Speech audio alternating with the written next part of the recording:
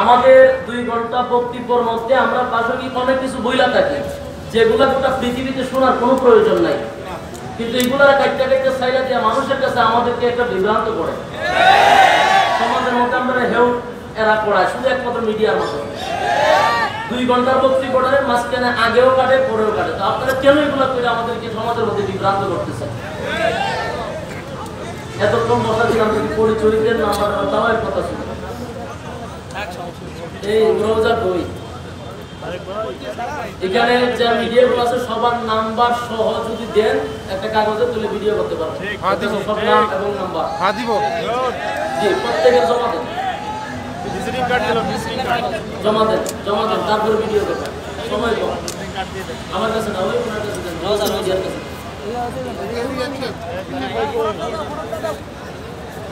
যাদের নাম্বার নাম না দেওয়া হবে আল্লাহর রাস্তে ভাই ক্যামেরা বন্ধ করে দেন। আপনারা ইউটিউব চ্যানেল দিয়ে ইনকাম করেন, আমরা কি আপনাদের কাছ থেকে কোনো পার্সেন্টেজ চাই? তাহলে আপনারা টাকা দেন। তো আপনারা যদি আমাদের দিয়ে ইনকাম করে আবার আমদানি জাতির কাছে আপনারা এইভাবে বাস দেন,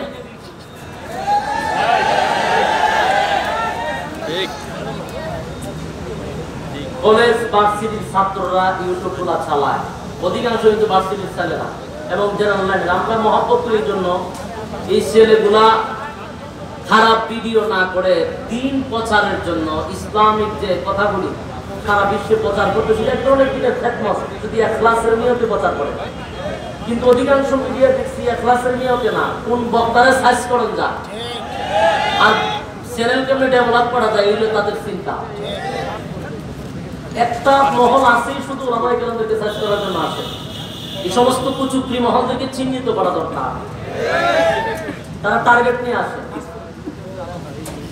নিয়ে আসে বক্তাদেরকে সার্চ করার জন্য। এজন্য নাম দিবেন। কি কথা শুনতেছেন না ভাই? তোমার নষ্ট কেন করতেছেন? নাম দেন না কেন? নাম দেন, নাম্বার দেন, কাজবানি করে দেবেন। সমস্ত বক্তাগুলোর একবার মান সম্মান ইজ্জত শেষ করছে। জলদি করে নাম দেন, তাড়াতাড়ি নাম দেন। ভাইজান নাম তো আমরা করব, কিন্তু পরের দিন তো এরা এই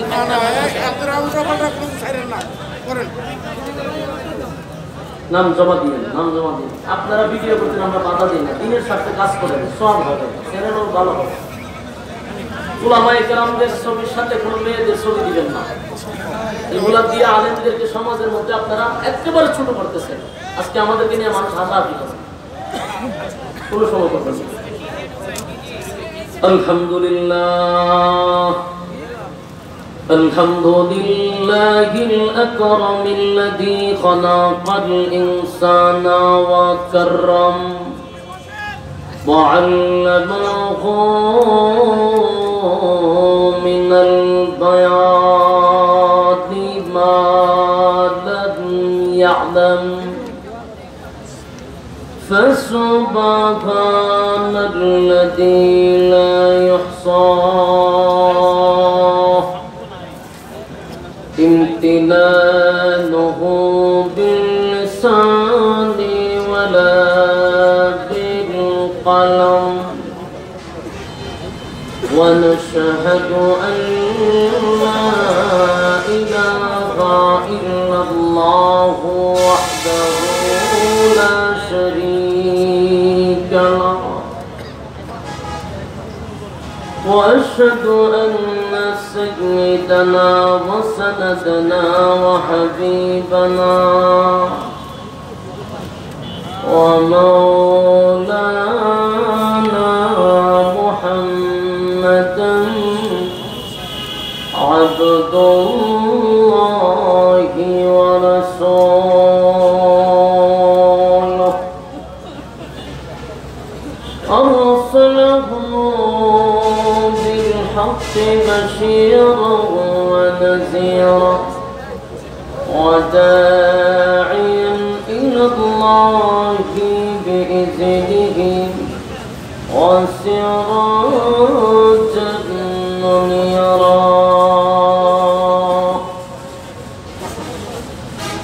أما بعد فأعوذ بالله من الشيطان الرجيم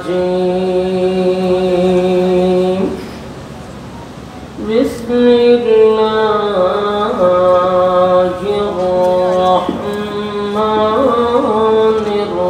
الرحيم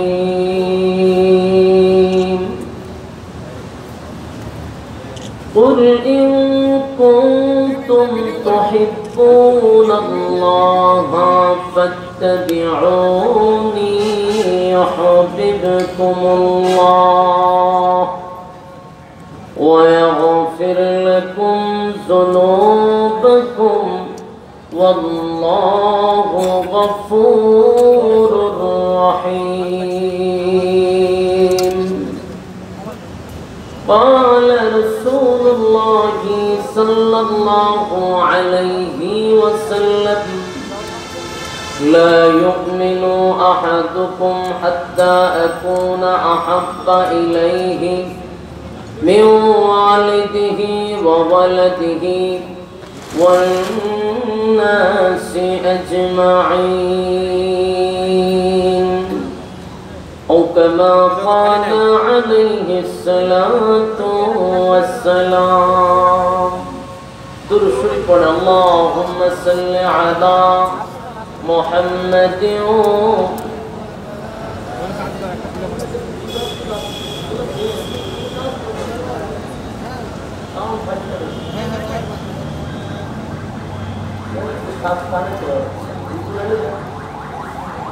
اللهم بارك على محمد وعلى آل محمد كما صليت على إبراهيم وعلى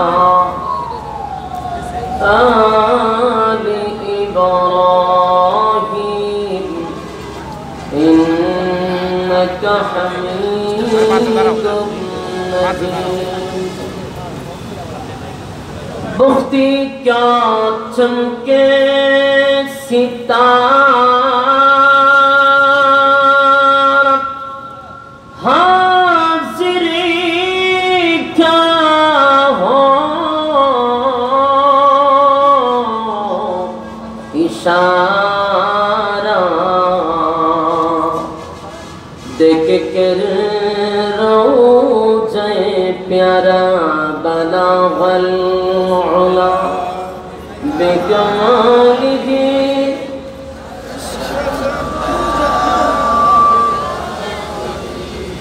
حسنت جمیع خصالہ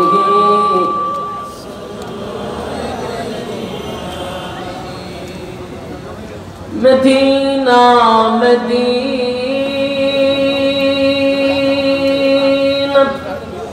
مدینہ مدینہ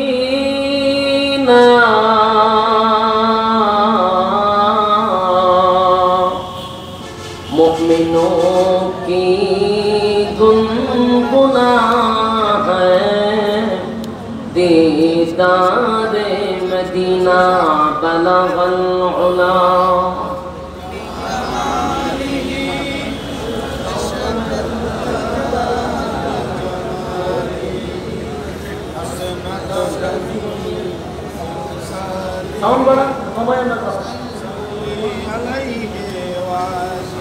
আলহামদুলিল্লাহ খতমে নবুয়ত সম্মেলনের রায়ের বাগ খতমে নবুয়ত আন্তর্জাতিক সম্মেলনের সম্মানিত আজকের সভাপতি প্রধান অতিথি বিশেষ অতিথিবৃন্দ মুআজ্জাজ মুকাররম হযরত উলামায়ে কেরাম উপস্থিত আছেন দূর দূরান্ত থেকে আগত সমবয়সী তরুণ যুবক ভাইরা উপস্থিত আছেন মুরব্বিয়ানে আযম মাইকের আওয়াজ যতটুকু দূরে যাচ্ছে অবস্থানরত আছেন পর্দানিশী মা এবং বোনেরা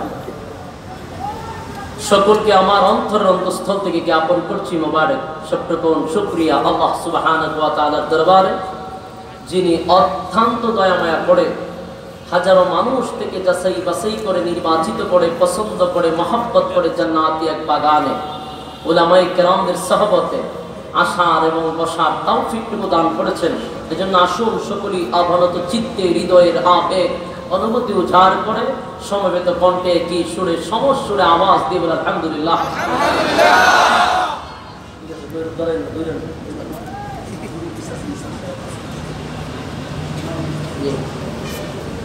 লক্ষকোটি দুরুদ এবং সালাম আল্লাহর সৃষ্টির প্রধান আকর্ষণ বিশ্ব সভার সভাপতি জনাব মুহাম্মদুর রাসূলুল্লাহ সাল্লাল্লাহু আলাইহি ওয়াসাল্লামের উপর। সম্মানিত সুধী, আপনারা এখানে আসতে পেরে বসতে পেরে খুশি না বেজার? অত্যন্ত গুরুত্বপূর্ণ একটি মজলিস আপনারা বসছেন, ফজিলতপূর্ণ একটি মজলিস আপনারা বসছেন। যতক্ষণ এখানে বসা থাকবেন আমি মনে করি ততক্ষণ নাযালাত আলাইহিমুস সাকিনা, উপর থেকে রহমত নাজিল হইতে থাকবে। প্যান্ডেলটার ভিতরে যতক্ষণ আছেন ততক্ষণ গুনাহ না হওয়াটাই সম্ভব, এরিয়ার বাহিরে গেলে গুনাহ হওয়াটা সম্ভব। তাহলে গুনাহ মুক্ত এক পরিবেশ আমরা বসলাম, ঠিক না? আজকের এই মাহফিলটা 3 দিন ব্যাপী। আজকে একেবারে শেষ দিনের তৃতীয় অধিবেশনে আমি আপনাদের সামনে বক্তব্য রাখছি। ধন্যবাদ জানাচ্ছি রায়েরবাগের সমস্ত প্রশাসনিক ভাইদেরকে। আজকের এই মাহফিলে এখন উপস্থিত আছেন কদমতলী থানার ওসি সাহেব এখানে উপস্থিত আছেন, আলহামদুলিল্লাহ বলেন। ধন্যবাদ এই জন্য জানাচ্ছি, কোরআনের এক মাহফিল সুন্দরভাবে করার জন্য তারা অনুমতি দিয়েছে এবং স্বয়ং এখানে উপস্থিত আছে, আলহামদুলিল্লাহ। ধন্যবাদ জানাচ্ছি এলাকার সিনিয়র নেতাদেরকে যারা এই মাহফিলটা করার অনুমতি তারা যে সহযোগিতা করেছে, এই জন্য আমরা তাদেরকে ধন্যবাদ জানাচ্ছি। কোরআনের মাহফিলগুলা জায়গায় জায়গায় হোক, যুবকরা পরিবর্তন হোক, সেটা আমরা চাই, ঠিক না? আল্লাহ তাআলা তাদেরকে হায়াতে আমলে বরকত দান করুক, আমিন। কষ্ট করেছেন আমাদের আজকের এই মাহফিলের হুমায়ুন ভাই, এই মাহফিলটার জন্য উনি অক্লান্ত পরিশ্রম করে এবং আরো যারা ওনার সাথে আছেন দ্বীনের জন্য, ইসলামের জন্য, দ্বীন প্রচারের জন্য রাত দিন অক্লান্ত পরিশ্রম করে সুন্দর জান্নাতি বাগান আপনাদেরকে উপহার দিয়েছে। আমরা তাদের জন্য দোয়া করবো, ঠিক কিনা? সম্মানিত সুধী, সময় একেবারে কম, কারণ আমার পরে জিহাদি সাহেব আছে, তো আমার সময় কম। অল্প সময়ে আমি আপনাদের সামনে কিছু কথা বলবো, তাই ভূমিকাটা লম্বা করতে পারতেছি। আর আপনারাও যে বসছেন অনেক কষ্ট হইতেছে, কেউ দাঁড়িয়ে আছে, কেউ বসে আছে। এই জায়গাতে ঐতিহ্যবাহী একটা প্রোগ্রাম, খতমে নবুয়তের প্রোগ্রাম, এটার আরো অনেক জায়গার দরকার ছিল, ঠিক না? জায়গাটা খুব কম হয়ে গেছে। আমার যুবক ভাইয়েরা আরামের ঘুম হারাম করে আরামের বিছানাটা ছেড়ে দিয়ে নরমাল বিছানায় বসে আছেন, কেউ দাঁড়িয়ে আছেন। আল্লাহর জাতের কসম, এটা যদি কোরআনের মাহফিল না হয়ে কোন রাজনৈতিক মঞ্চ হতো, কসম খোদা, জনে 500 টাকা দিয়ে হইলেও এই মানুষ এত রাত পর্যন্ত দাঁড় করায় রাখা সম্ভব না। কসম করলে আমার কাফারা হবে না। এরপরও যদি কোনো রাজনৈতিক মঞ্চ হতো, এরকম নীরব ভদ্রতার সাথে এত রাত পর্যন্ত দাঁড়িয়ে থাকবে, বসে থাকবে, বিশ্বাস হয় না। চিল্লা চিল্লি তো শুরু হইতো, প্রশাসন ভাইদেরকে ওই দিক থেকে ওই দিক খালি ঘুরতে হইতো ডিউটি দেওয়ার জন্য। কিন্তু আলহামদুলিল্লাহ দেখেন আমাদের প্রশাসনের অধি সাহেব এখানে বসা, কোনো প্রটোকল দেওয়ার জন্য কোনো পুলিশ নেই, না আছে?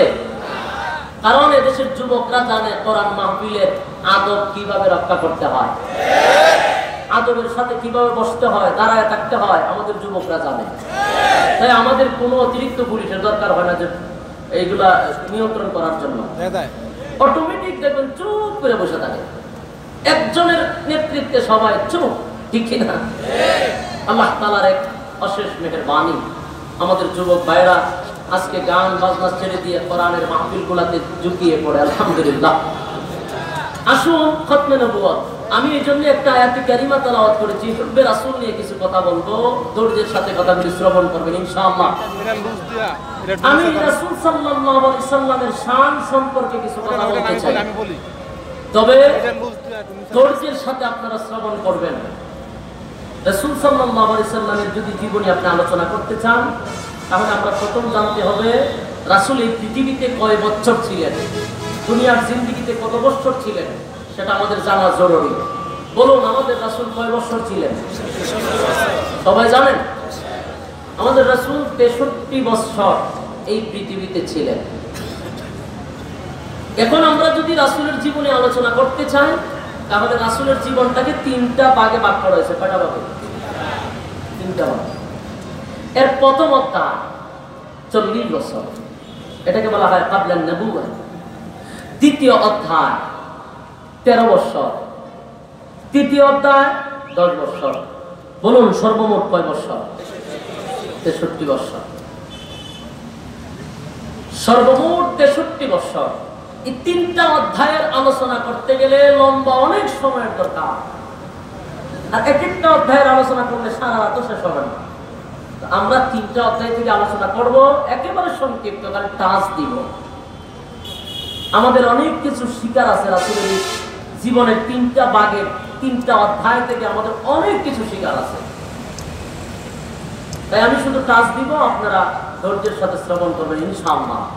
যদি আমার কথা আপনারা বুঝেন, তাহলে হ্যাঁ না ঠিক বেঠিক এগুলা বলে আমাকে কথা বলার উৎসাহ তৈরি করে দিবেন ইনশাআল্লাহ।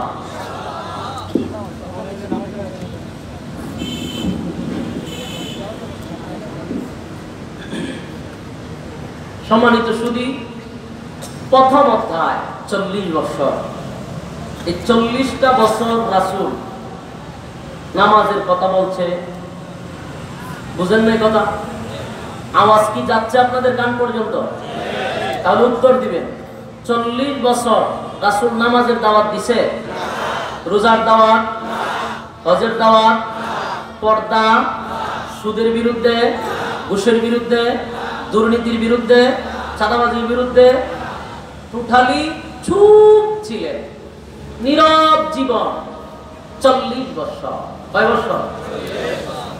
একেবারে চুপ, শুধু জীবন যাপন করছে। এখন প্রশ্ন হলো, 40 বছর উনি নীরব ছিল কেন? সমস্ত নবী রাসূলগণকে আল্লাহ পাঠাইছেনই তো দ্বীনের দাওয়াত দেওয়ার জন্য, দ্বীন প্রচার করার জন্য। কিন্তু ওনার জীবনের 2টা ভাগ সময় চলে গেছে দ্বীনের দাওয়াত ছাড়া। দাওয়াত দিয়েছেন কয় বছর? জোরে বলেন। 23 বছর। দাওয়াত দিলেন না কয় বছর? 40 বছর। প্রশ্ন হলো, দাওয়াত দেওয়ার জন্য, দ্বীন প্রচারের জন্যই নবী রাসূলগণকে আল্লাহ পাঠাইছে, কিন্তু ওনার জীবনের 2 ভাগ সময় চলে গেল দাওয়াত ছাড়া। দাওয়াত দিলেন মাত্র 23 বছর, দাওয়াত দিলেন না 40 বছর। কেন? প্রশ্ন হলো কেন? এখন কেনটা যদি বুঝতে চান, তাহলে আরেকটু মনোযোগ দিতে হবে। 40 বছর রাসূল নীরব যে ছিল, সেটাও কি রাসূলের ব্যক্তিগত? রাসূলের ব্যক্তিগত না আল্লাহর হুকুমে? আল্লাহর হুকুমে রাসূল চুপ ছিল। দাওয়াত দিছেন না 40 বছর, এটাও রাসূলের ব্যক্তিগত নয়, আল্লাহর পক্ষ থেকে বলা হয়েছে চুপ থাকার জন্য। তাই নীরবে জীবন যাপন করছেন 40 বছর। এখন প্রশ্ন হলো, আল্লাহ কেন বললেন ওনাকে চুপ থাকার জন্য? সেই বিষয়টা জানতে চাই। তাহলে আসুন, আল্লাহর একক সিদ্ধান্ত ছিল যে 40 বছর পূর্ণ হওয়ার পরে ওনাকে সমাজে নবী হিসাবে, রাসূল হিসাবে প্রচার করবেন। কত বছর? ভাই আল্লাহর রাস্তে আমার সাথে একটু হানা বলেন। কত বছর? 40 বছর পূর্ণ হলে রাসূলকে সমাজের মধ্যে নবী হিসাবে, পয়গম্বর হিসাবে, রাসূল হিসাবে প্রচার করবেন। এটা আল্লাহর একক সিদ্ধান্ত ছিল। তাই রাসূলকে নীরব থাকার জন্য বলছে। রাসূল যখন 40 বছর হওয়ার পরে নিজেকে রাসূল হিসেবে দাবি করবে, তখন আবু জাহেলের মতো শয়তানগুলি, আবু লাহাবের মতো বড় বড় লিডারগুলি রাসূলকে এই কথা বলবে যে আপনি নবী হইলেন কেমনে, নবী হইলেন কিভাবে? আমাদের সাথে চললেন, আমাদের সাথে খাবার খাইলেন, আমাদের সাথে ঘুমাইলেন, আমাদের সাথে ব্যবসা করলেন, আপনার সন্তানাদি হইল, সবকিছু ঠিকঠাক, নবী হইলেন কিভাবে? এই প্রশ্ন যে করবে সেটা আল্লাহ জানেনি? আল্লাহ জানতো আগের থেকেই তারা এই প্রশ্ন করবে। এই জন্য আমার নবীকে নীরব রাখছেন 40 বছর। কেন? যখন তারা বলবে নবী হইছেন কেমনে, রাসূল বলবেন আমি নীরব 40 বছর প্রমাণ করে আমি নবী হইছি কেমনে। কথা বুঝতেছেন? এখন প্রশ্ন হলো কিভাবে নীরব ছিল, নীরব জীবন প্রমাণ কিভাবে করে উনি নবী হইছে, নীরব জীবন কিভাবে প্রমাণ করে উনি নবী হইছে? আপনারা কি ওয়াজ শুনতেছেন? যারা শুনেন তারা দুই দিকে তাকানোর কথা, মূল্যবান কথা বলতেছি, আপনারা অন্যদিকে তাকাইলে চলবে না, এদিকে তাকান। যারা দেখেন কি করা যায় বলেন, কি করতে পারে?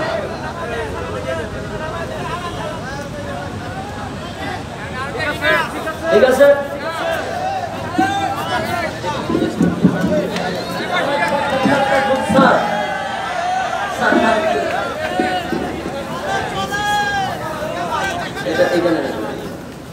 এখন কথাগুলো একটু মনোযোগ দিয়ে শুনেন ভাই, খুব গুরুত্বপূর্ণ কথা। মাহফিল না, এই মাহফিল আইসা রাসূল সম্পর্কে আপনি যদি না যাই না জান, সাইডে দেন।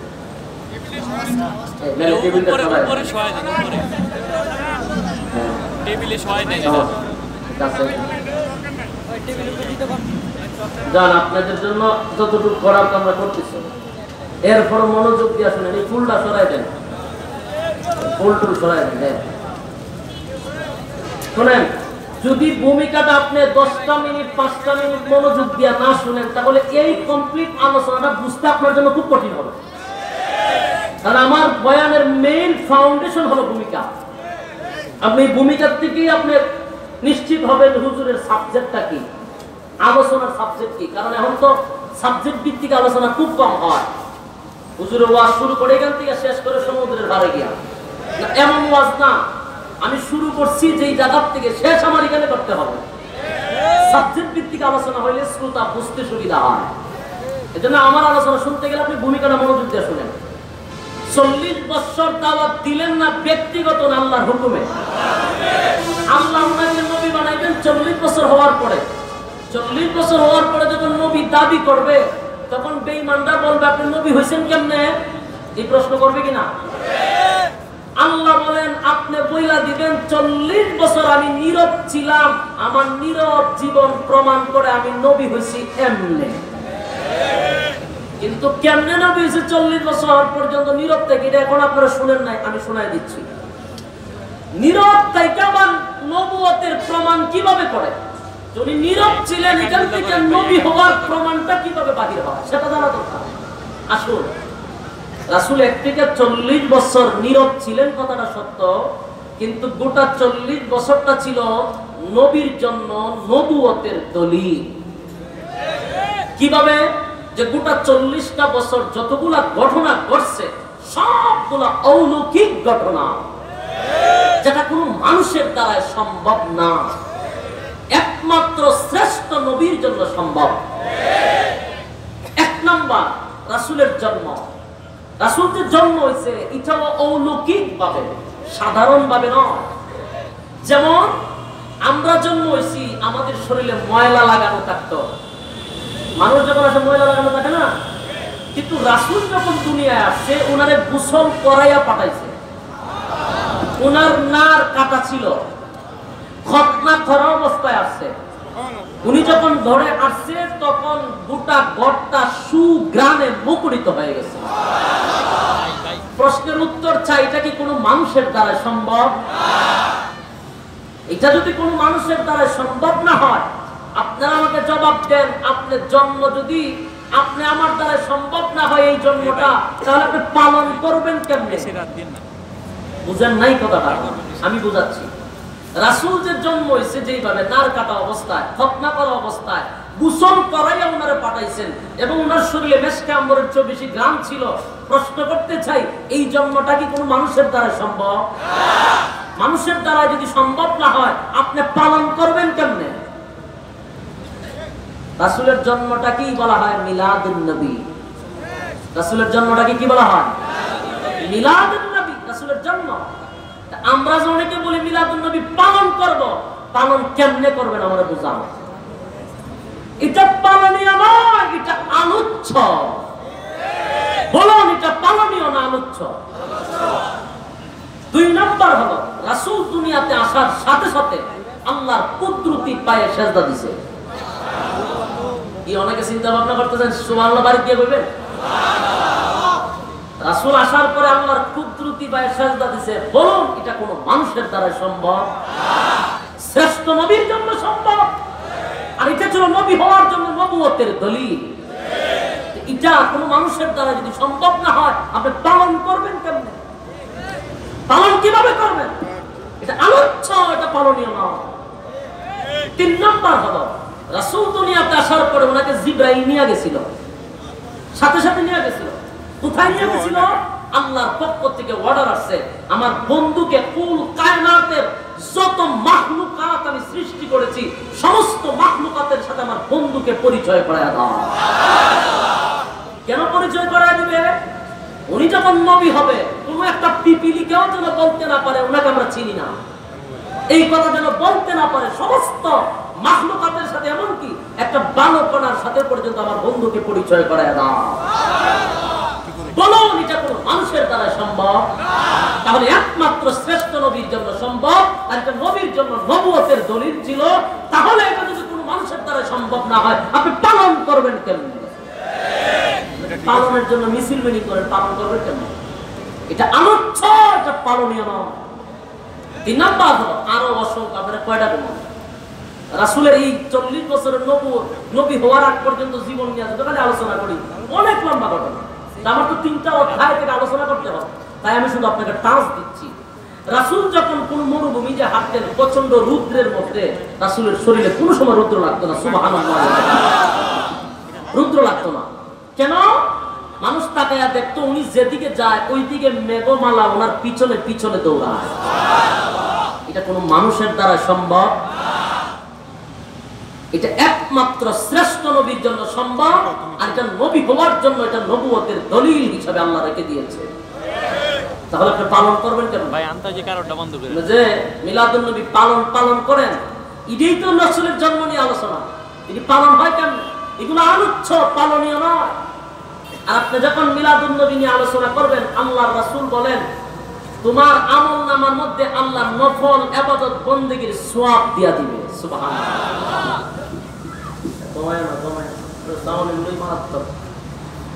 সম্মানিত সুধী, আমি এই 40 বছরের ভিতরের সমস্ত ওয়াজ এখন করা সম্ভব না, শুধু টাচ দিয়ে যাচ্ছি। এখন প্রশ্ন হলো, শুধু এই অলৌকিক ঘটনা না, শুধু অসংখ্য অলৌকিক ঘটনা 40 বছরের ভিতরে ঘটে গেছে। ওই যখন তারা বলবে আপনি নবী হইছেন কেমনে, রাসূল বলবে আমার 40 বছরের নীরব জীবন প্রমাণ করে নবী হইছি এমনে। অহন বুঝছেন কেমনে হইছেন? এগুলা কোনো মানুষের দ্বারা সম্ভব? এগুলাই ছিল নবী হওয়ার জন্য নবুয়তের দলিল। তাহলে 40 বছর নীরব রাখছে আল্লাহ কেন? ওই কথাটার জবাব দেওয়ার জন্য 40 বছর নীরব রাখছে। 40 বছর যখন হয়ে গেল, ওহী নাযিল হয়ে গেল। এবার আল্লাহর পক্ষ থেকে রাসূলকে বলা হলো, আজকের থেকে আপনি মানুষকে ঘোষণা দিয়ে দেন, তারা যেন আব্দুল্লাহর ছেলে মুহাম্মদ আপনাকে না বলে। আজকের থেকে আপনি শুধু মুহাম্মদ নয়, আজকের থেকে আপনি হলেন মুহাম্মাদুর রাসূলুল্লাহ সাল্লাল্লাহু আলাইহি ওয়াসাল্লাম। সব মানুষকে একত্রিত করেন, রাসূল ডাক দিলেন, সবাই আসছে, কালেমার মেসেজ দিয়ে দিলেন, শোনো আজকের পর থেকে তোমরা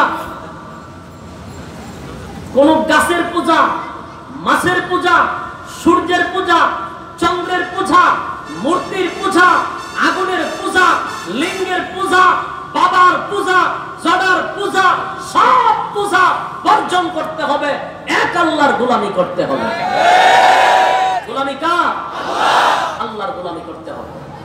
আর আমাকে শুধু মুহাম্মদের মধ্যে সীমাবদ্ধ রাখলে চলবে না, আমাকে বলতে হবে মুহাম্মাদুর রাসূলুল্লাহ সাল্লাল্লাহু আলাইহি ওয়াসাল্লাম, আমি খাতামুন নবিয়্যিন, আমি শেষ নবী, আমার পরে কোনো নবী আসবে না।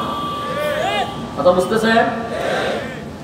রাসূল তাদেরকে মেসেজ দিয়া দিলেন, বলেন লা ইলাহা ইল্লাল্লাহ মুহাম্মাদুর রাসূলুল্লাহ। এত বড় মাহফিলের জন্য কোন অবস্থা? লা ইলাহা ইল্লাল্লাহ, নেই কোনো মাবুদ এক আল্লাহ ছাড়া, আর মুহাম্মাদুর রাসূলুল্লাহ সাল্লাল্লাহু আলাইহি ওয়াসাল্লাম আল্লাহর বান্দা এবং রাসূল। এই মেসেজ দিলেন কার কাছে? সমস্ত আরব গোষ্ঠীর কাছে। আপনারা যেইভাবে বসছেন দাঁড়িয়ে আছেন, এইভাবে রাসূলের ডাকে মানুষ আসছে, রাসূল মেসেজ দিয়া দিলেন আল্লাহর পক্ষ থেকে। এই বক্তব্য শোনার পরে খুব মনোযোগ দিয়ে শুনেন, 40টা বছর রাসূলের কোনো শত্রু ছিল না, রাসূলের মতো ভালো মানুষ আরব দেশে আর কেউ ছিল না। বেঈমানদের কাছে রাসূল খুব প্রিয় ছিল, যারা উপাধি দিছিল আল আমিন। মুহাম্মদ সত্যবাদী, যা বলে সত্য বলে, কোনোদিন মিথ্যা বলে না। রাসূলের চেহারা দেখে তারা ব্যবসায় যাইতো, এত মহব্বত করত। যেদিন থেকে কালেমার দাওয়াত নিয়ে রাসূল দাঁড়াইছেন, সেদিন থেকে ওই মানুষগুলোই রাসূলের বিরুদ্ধে দাঁড়িয়ে গেল। তাদের একটা যুক্তি হলো, তাদের পক্ষ থেকে সেদিন দাঁড়াইছিল আবু লাহাব, রাসূলের আপন চাচা, যার নাম ছিল আব্দুল উজ্জা, যারে মানুষ উপাধি দিছিল আবু লাহাব, তার মানে হইল লাল মিয়া। উপাধির নাম কি? লাল মিয়া বলে ডাকতো মানুষ। আবু লাহাব রাসূলের সামনে দাঁড়িয়ে বলেন, মুহাম্মদ, তোমাকে একটা প্রশ্ন করতে চাই, তুমি যে বক্তব্যটা দিছো, বলো তুমি সুস্থ না অসুস্থ? রাসূল বললেন, চাচা আমি তো পূর্ণ সুস্থতা নিয়ে কথা বলতেছি। আবু লাহাব বলেন, ভাতিজা, এটা কোনো সুস্থ মানুষের কথা হতে পারে না। আমাদের ক্ষুধা আছে 360 জন, এবং সব ক্ষুধারে বন্দী করে রাখছি খানায় খাবার ভিতরে। ক্ষুধা হয়ে আছে খানায় খাবার ভিতরে বন্দী করে, ক্ষুধা যেন না যাইতে পারে, বন্দী করে দিচ্ছি। তাদের প্রশ্ন হলো, আমরা 360 জন ক্ষুধা অলরেডি আমাদের আছে, এতগুলা ক্ষুধা থাকতে আমাদেরকে কোন ভূতে ধরলো যে আমরা এক ক্ষুধার কথা মানবো? এটা তো সুস্থ মানুষের কথা হতে পারে না, এটা অসুস্থ মানুষের কথা। যেখানে 360 জন ক্ষুধা থাকতেও আমাদের সমস্যার সমাধান হচ্ছে না, আমরা চিন্তা ভাবনা করতে যে ক্ষুধা আরো বাড়াইতে হইব। এই জায়গার মধ্যে তুমি 1 জন ক্ষুধার কথা বলছো, তোমার যদি মাথা ঠিক থাকতো তাহলে তুমি 600 ক্ষুধার কথা বলতা, আমরা চিন্তা ভাবনা করতাম তোমার দলে ক্ষুধা বেশি, আমরা চলে যেতাম। কিন্তু তোমার দলে 1 জন ক্ষুধা, আমাদের 360 জন আছে। আর সারা জীবন বাপ দাদার ধর্ম পালন করেছি, হঠাৎ করে তোমার কথা এখন নতুন ধর্ম পালন করতে হবে, এটা সুস্থ মানুষের কথা হতে পারে না। তুমি সমাজের মধ্যে বিশৃঙ্খলা সৃষ্টি করো না, যেইভাবে ছিল সেইভাবে থাকো। তুমি যদি চাও এদেশের বাদশা হতে, আমরা বাদশা বানায় দিব। তুমি যদি সুন্দরী নারী চাও, সুন্দরী নারী দিব। তুমি যদি গাড়ি চাও, বাড়ি চাও, নারী চাও, সব তোমাকে দিব। কিন্তু এমন দাওয়াত দিয়ে আমাদের মধ্যে ফাটল সৃষ্টি করো না। বলুন, রাসূল কি আপনার মধ্যে কম বুঝছে? রাসূলের ভিতরে বুঝ কম ছিল? কেমন বুঝ ছিল জানেন? আল্লাহর নবী বলেন যে আল্লাহর রাসূলকে কি পরিমাণে ইলম দিছিল শুনবেন। আদম নবীর থেকে নিয়ে ইসরাফিলের সিংহায় ফুঁক দেওয়া পর্যন্ত যেই সমস্ত মানুষ পৃথিবীতে আসছে আর আসবে, সমস্ত মানুষের ইলম যদি এক জায়গায় রাখা হয়, আমার রাসূলের এর থেকে বেশি ইলম দিয়েছে। সুবহানাল্লাহ। সেই নবীর বুঝ কম ছিল? এই জন্য রাসূল সাল্লাল্লাহু আলাইহি ওয়াসাল্লাম সেদিন বললেন, চাচা একটা কথাও আমার মন, আমার নিজের দিকে বলি নাই, আমার মালিক যা বলছে আমি আপনাদের সামনে তাই পৌঁছায় দিছি। শুধু এই কথাটার পর থেকে শুরু হয়ে গেল গোটা মক্কা নগরীতে আন্দোলন। আন্দোলন শুরু হয়ে গেল, এমন ভাবে শুরু হয়েছে, সমস্ত বেঈমানগুলি একত্রিত হয়ে বলতেছে মুহাম্মদ আগে এমন ছিল না। হঠাৎ করে সে এমন এক ধর্ম নিয়ে আমাদের সামনে আসতেছে আর এমন কিছু কথা বলে যেগুলো শুনলে আমাদের ব্যবসা বাণিজ্যের 12টা বেজে যাবে। আর তার কথা যদি আমরা শুনি তাহলে এককভাবে রাজত্ব চালাইতে পারবো না। সকলের মাথা ব্যথা শুরু হয়ে গেল। মুহাম্মদকে যেভাবেই হোক, কৌশলে হোক, জোরে হোক, এই রাস্তার থেকে সরাতে হবে, মানুষ যেন তার কাছে না যেতে পারে। তাই তারা কৌশল করে রাসূলের বিরুদ্ধে একটা অপপ্রচার করছিল, সেটা হলো পাগল। সেটা কি? উত্তর দিবেন, কি বলছে? রাসূলকে মিথ্যাবাদী বলল না কেন, পাগল বলল কেন? আরেকটা কারণ হলো, সারা জীবন সত্যবাদী বলছি যে মুখ দিয়া, এই মুখ দিয়া মিথ্যাবাদী বলি কেমনে? তাই কৌশলে পাগল বলছি, এই কারণে পাগল বললে মানুষ আতঙ্কে থাকবে, মানুষ উনার কাছে যাবে না। আর মিথ্যাবাদী বললে আমাদেরকে মানুষ তুতু দিবে যে তোরাই তো উফাদি দিছ আল আমিন। এখন আমার পাগল মিথ্যাবাদী বলছ কিভাবে? তাই কৌশলে নাম দিছে কি? পাগল বলে মানুষ কেউ সব করে, পাগলের কাছে কি মানুষ কামড়ে লিখে দিবে, হয়ে কেউ যাবে না, আমরা সাকসেস হয়ে যাবো। আল্লাহর রাসূল যখন দিনের দাওয়াত দেয়া মানুষের কাছে যায়, পাগল পাগল বইলা রাসূল ঢিল মারে, পাথর মারে, তারায়া দেয়। একটা পর্যায়ে রাসূল কাঁদতেছে, চোখের পানি ছেড়ে দেয়। আল্লাহ জিগায়, হাবিব আপনি কাঁদলেন কেন? আপনার চোখের পানি আমি আল্লাহ বরদাস্ত করতে পারি না, কোন কারণে আপনি কাঁদেন বলুন না, আমার কথার জবাব দেন। আল্লাহ জানেনি কেন কাঁদেন? কথা কয় না? আল্লাহ জানার পরেও কেন রে আমার নবীরে জিজ্ঞাসা করে আপনি কাঁদেন কেন? আল্লাহর হাবিব ডাক দিয়ে বলেন, মালিক আমি কেন কাঁদি আপনি ভালো করে জানেন, তারপর আমার জিজ্ঞাসা করেন আমি কেন কাঁদি। আল্লাহ বলেন, হাবিব আমার জানেন না গো, আপনারে আমি কত মহব্বত করি, আপনার জবানের কথা শোনার জন্য আমি অপেক্ষায় থাকি। আপনি বলবেন আমি মালিক শুনবো, বলেন না কেন কান্দেন, কান্নার কারণটা তো আমি জানতে চাই। এমনি আল্লাহর নবী বলেন, মালিক রে আপনি তো শুধু আমার মানুষের নবী বানাইয়া এই জমিনে পাঠালেন, আমারে বানাইছেন জিনের নবী, আমারে বানাইছেন গাছের নবী, মাছের নবী, আসমানের নবী, জমিনের নবী, ফেরেশতাদের নবী, এমনকি আমারে বানাইছেন ফুল কায়নাতের নবী। সব কিছুর দায়িত্ব দিয়া এই জমিনে আমারে পাঠাইলেন। আমি এই জমিনে আসার আগে আমার বাবা দুনিয়ার থেকে বিদায় হয়ে গেল, 6টা বছর যেতে না যেতে মাও চলে গেল, দাদাও চলে গেল, আপন বলতে এই জমিনে আমার কেউ নাই, আমার ভাই নাই, ভুল নাই, আত্মীয় স্বজন যারা ছিল এখন আমার সবচেয়ে বিরোধিতা তারা, সবচেয়ে বেশি আমার শত্রু এখন তারা। মালিক রে আমি যখন তোমার দ্বীনের দাওয়াত লইয়া মানুষের কাছে যাই, মানুষ আমারে পাথর মারে, আমার শরীরে চামড়ায় কষ্ট লাগে কিন্তু অন্তরে লাগে না।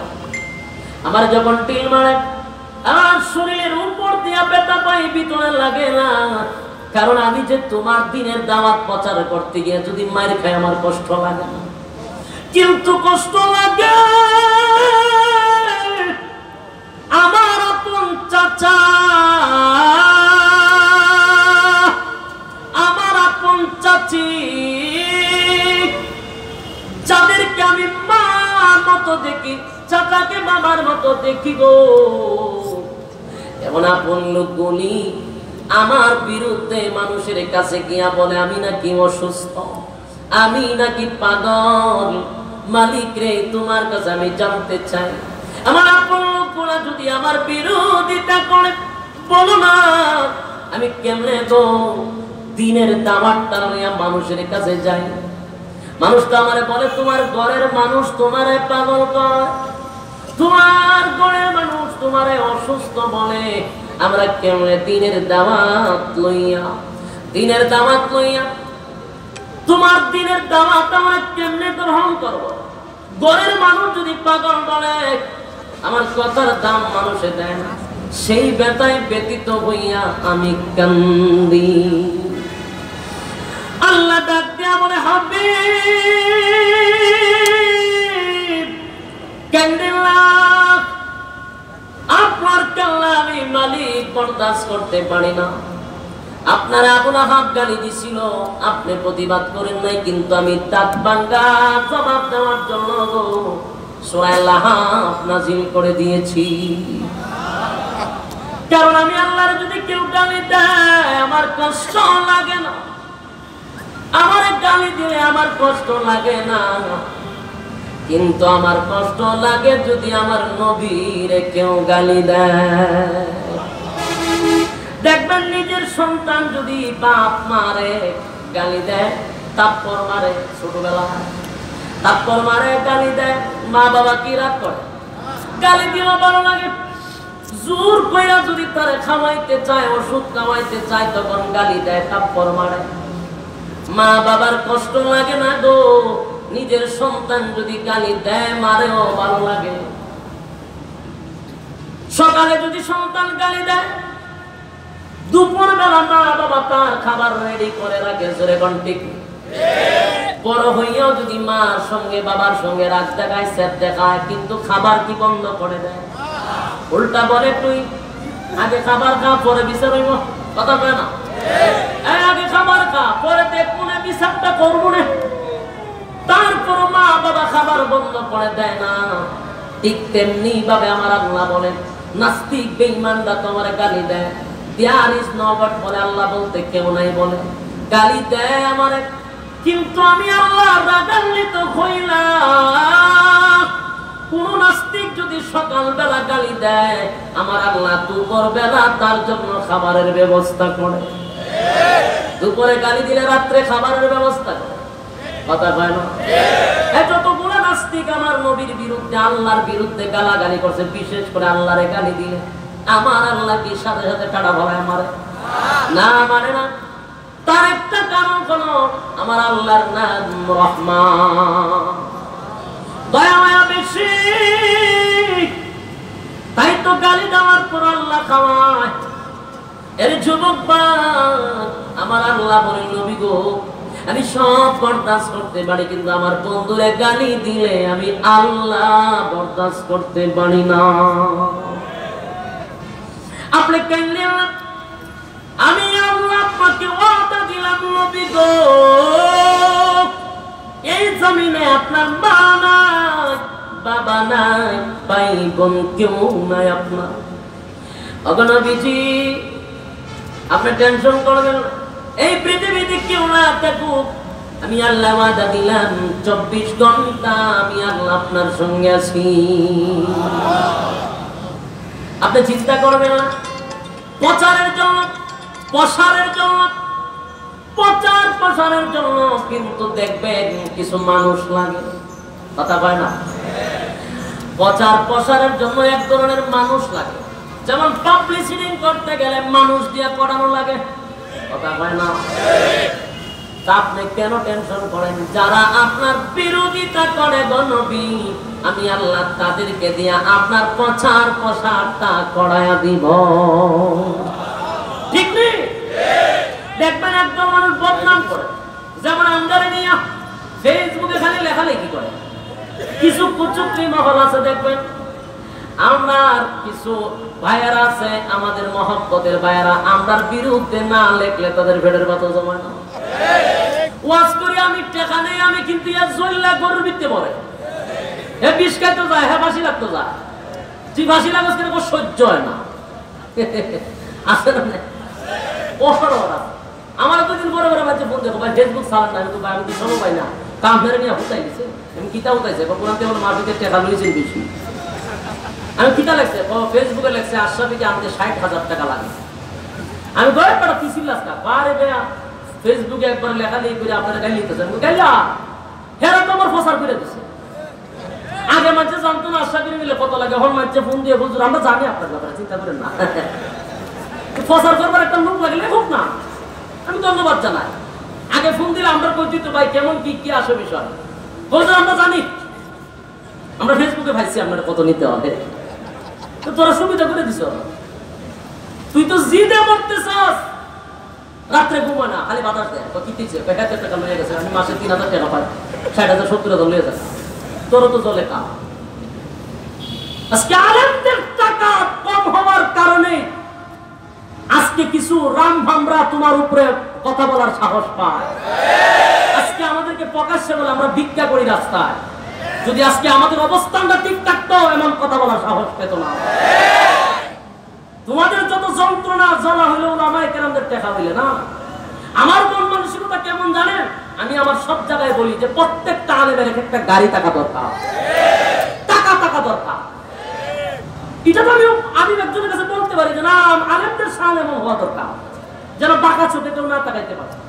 কারণ আমার অবস্থান থেকে আরেকজন লোক মাদ্রাসায় পড়াইতে বাধ্য হবে যে না, মাদ্রাসা পড়াইলে একবারে মাইকে খায় না, ও গাড়ি নিয়ে দৌড়ে কথা পায় না। আমি তো খুশি, যেমন কিছুদিন আগে আপনারা জানেন একজন বক্তা কুষ্টিয়ার আমির হামজা সাহেব, নাম শুনছেন না? উনারে আকিজ গ্রুপ থেকে একটা গাড়ি দিছে। তো অনেকে হয় শুনছেন নি আকিজ গ্রুপ থেকে গাড়ি দিচ্ছে। আলহামদুলিল্লাহ, এটার দিক দিয়ে আমি 100% সাপোর্ট। আলেমদের সম্মান এমন হওয়ার দরকার। এরপরে বলছো খালি গাড়ি না, বাড়িও দিছে, আরো আলহামদুলিল্লাহ। এরপরে বলছো এটাও শেষ নাম কি, তারপর মার্কেটে কিছু জায়গাও দিচ্ছেন, আলহামদুলিল্লাহ। হয়ে গেল শেষ না, কয়েকটা দেশে সফর করার সুযোগ করে দিছে। এইটি দেখতে অনেকের জ্বলে, কিন্তু আমি আশরাফির জ্বলে না। আল্লাহর জাতের কসম, যে কোনো দলের হোক, এটা আলেমদের শান, আলেমদের সম্মান। মানুষ দেখুক আর বুঝুক যে না, আলেমদের সম্মান এমন হওয়া দরকার। খালি মানুষের পকেটের দিয়ে তাকাইয়া ফিরা কি কইয়া ডিম আসেনি, খালা মুখে ডিম লিয়ে ডিমের আলি বইয়ে বের করেন। এগুলো তো আমরা মানুষের কাছে কথা বলতে গেলে লজ্জা পাই আমরা। খানকাত বইয়ে বইয়ে খালি ডিমের আলি কোন, এটা সাপোর্ট করি না। আলেমদের সম্মান হওয়া দরকার, ঠিক কিনা বলেন? এই জন্য আমি বলি অপপ্রচার কইরা আরেকজনের প্রচার করে দিতেছেন আপনি কথা।